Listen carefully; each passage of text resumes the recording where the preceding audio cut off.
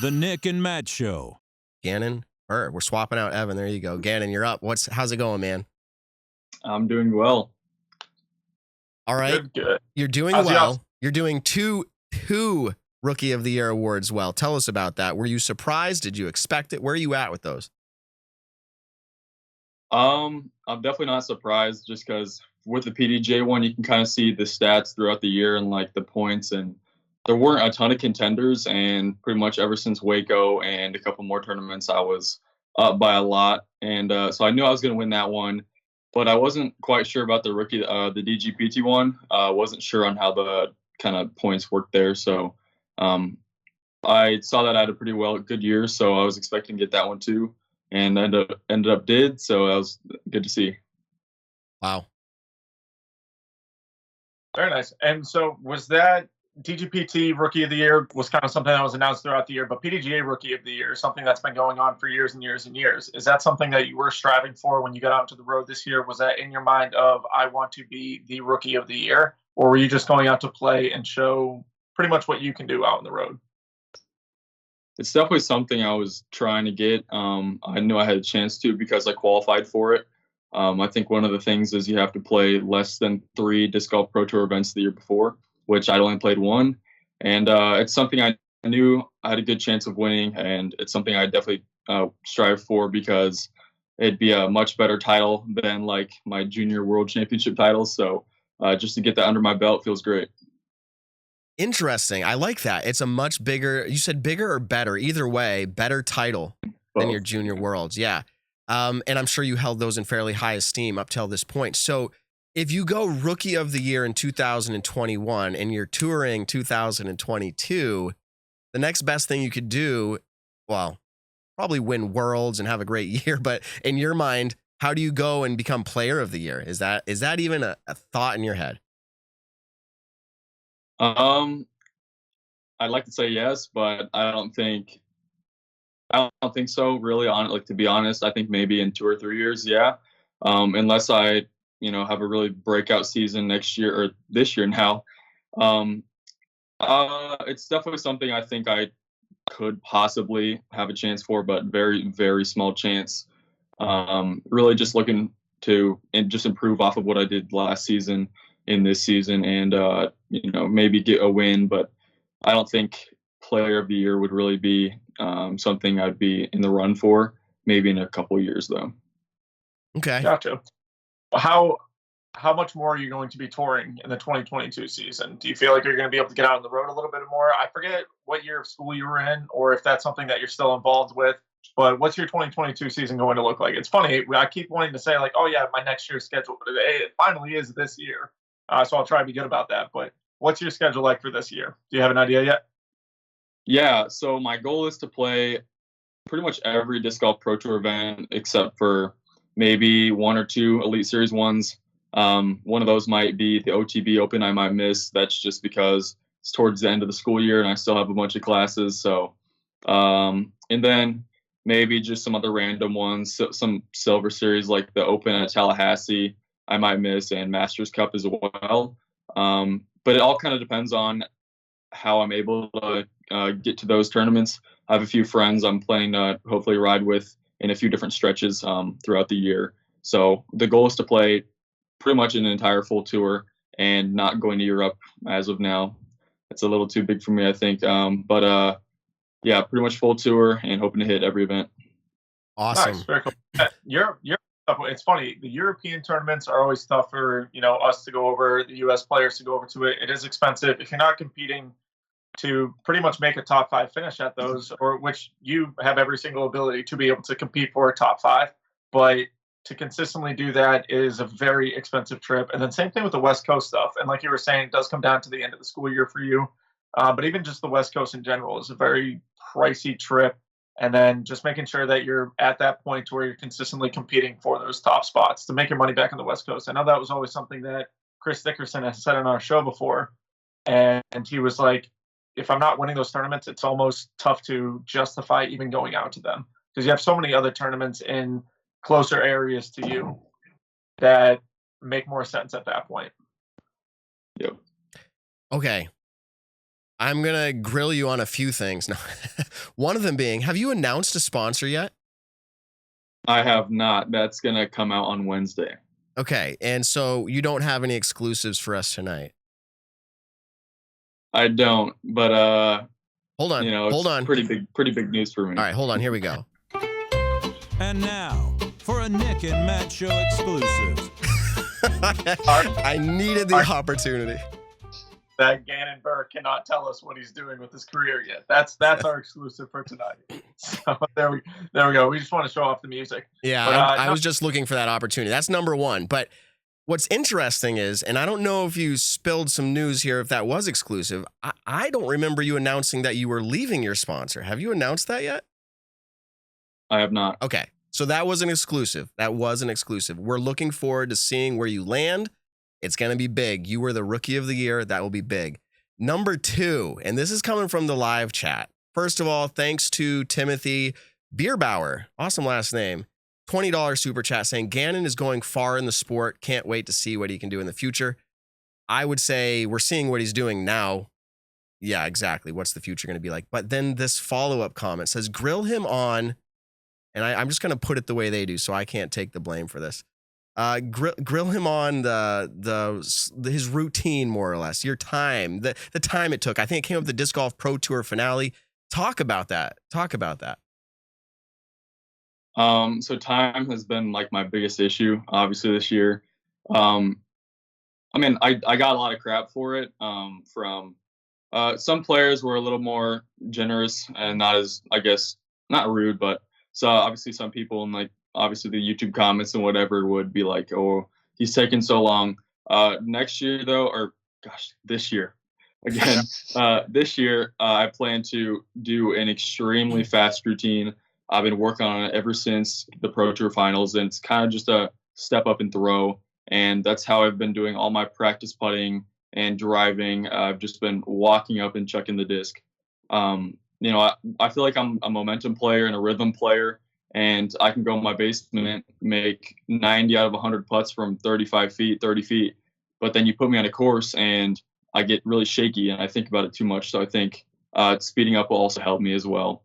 Another thing is I felt like it was a little tough. I'm not sure if it was because my age or whatever, my first time on tour, but I felt like I was maybe not targeted, but I was called where some other players were not called for taking, honestly, about the same amount of time. So that, kind of just fuels my fire to kind of prove the haters wrong and hopefully speed that up next year or this year. Yeah, I know, dude. It's tough to say. But I think because we actually did talk about it on the show during the whole Pro Tour finale and everything like that. And the amount of time that you were taking is not anywhere measured versus what some other known players are taking in their amount of time. And so I think we can kind of get that right off the bat of just saying you're not taking over a minute and a half, which I've seen some players do out on the road. I've had to call people on that. We're hoping that your whole, step up and throw, it doesn't hurt your game at all. We obviously want you to be able to play well, but as you can figure it out with how players work, some players need 25 seconds, some players need 7 seconds. It's kind of crazy. Figuring out whatever's comfortable for you is just what you have to learn to do. But I think, like you were just saying, you can go down to your basement, make 90 out of 100 putts from 30 feet, just stepping up and literally drilling that putt. That's something that this past, last year's off season I worked on, was just getting downstairs, putting every single day, and then making sure that when I go to a tournament, I feel like I'm in that same rhythm of, I'm just going to step up to the putt. I've made thousands of 30-footers before. Why is this one any different? The only thing that you're really focusing on at that point is the win. But like you said, you're a young player. You're getting into it. I don't think anyone – I know there are probably players who are giving you a little bit more crap for it than probably should have been. But I think one of the main reasons why it got highlighted so much was being at the Pro Tour Championship. Such a big stage, such a small field of players. It was almost like the cameras were on every single person. And so that's why it got more in the spotlight than it would had it happened at GMC or Waco or something like that, tournaments that you did well at. So. All right. So are you touring full time this year, 2022?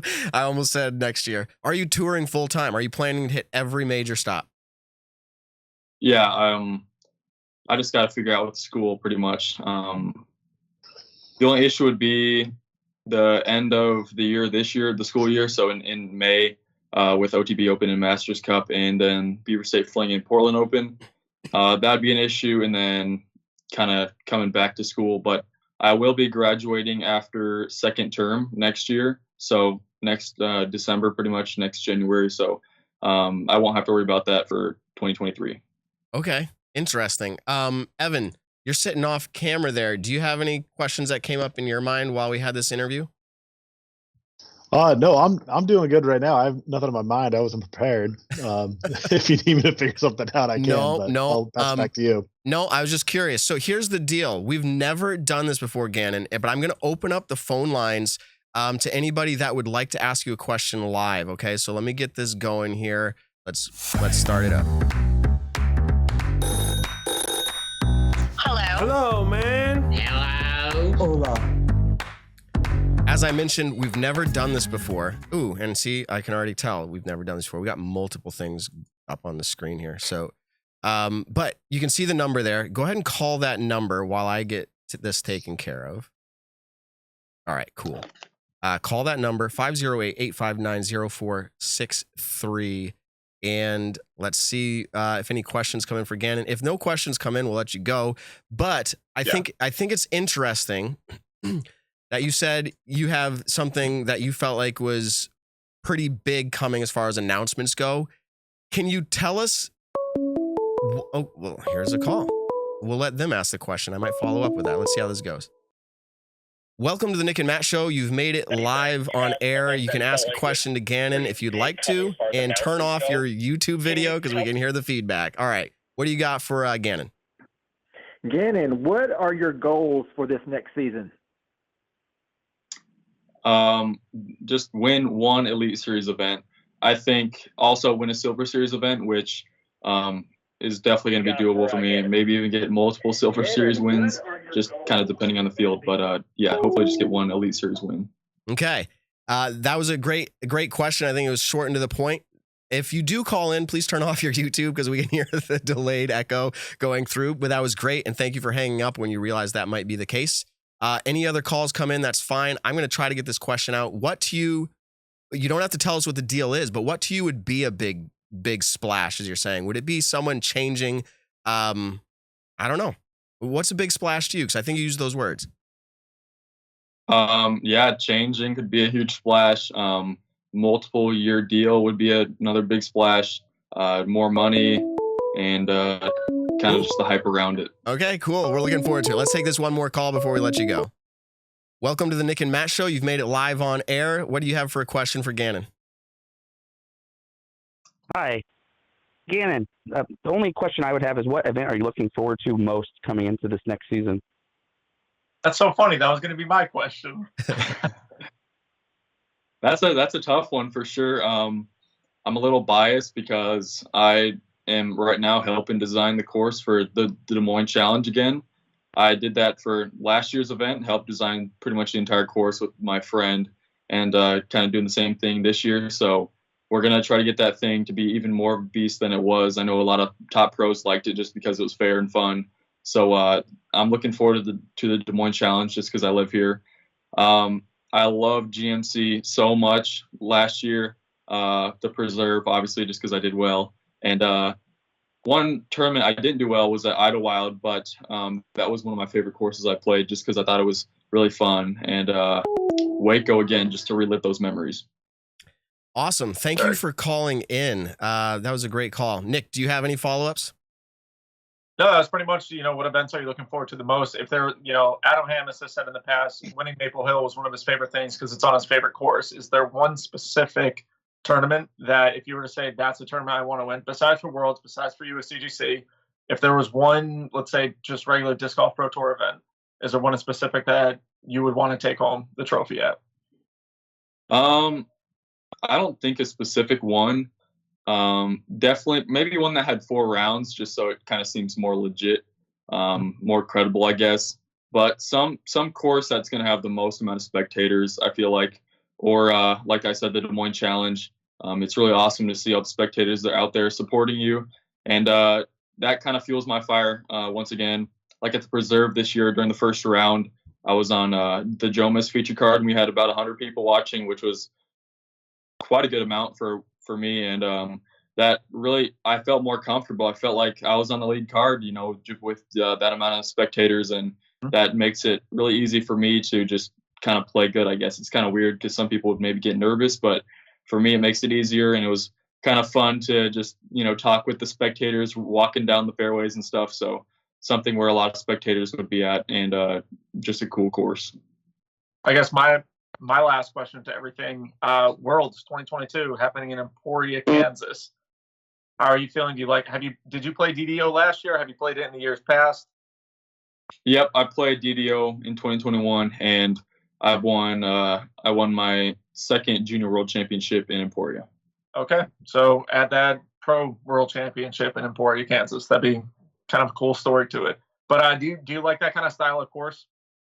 I'm not a big fan of it. No, I'm a fan of courses like Green Mountain Championships, both the courses, even the Preserve sometimes, Des Moines Challenge. I like courses where, like Jonesboro is one of my favorites too, where the par fours are, you know, have a good tee shot, and if you throw a good tee shot, you're rewarded with one. And I feel like, I mean, I don't know so far yet because I know they're making changes to Jones Park to make it more of a championship level course, because obviously we saw this year it was really shreddable. I mean, Ricky shot 15 down there. I was on his card when he did that. And, you know, I think, you know, just with the par fours at Jones being kind of just throw it as far as you can, that have like a legit 150 foot upshot, like that's just not my favorite kind of golf. And I'm not a fan of Emporia Country Club, just kind of the way it lays out, I guess. For some reason, for me, I have trouble with like really hard par threes, which Emporia Country Club has a lot of them, more of a par four, par five type golfer, I feel like. So I definitely think I have a decent chance of getting top five there, maybe somehow even getting the win. But Emporia always does bring back good memories to me, and I am a fan of playing the courses for fun. Heck yeah. There you go. Awesome. Well, you've given us more than I expected in a lot of ways. A great interview. Love your insights, and we're going to be looking forward to I don't know how to say it, an announcement coming up. Very excited to hear that for you. Just on your regular Instagram page?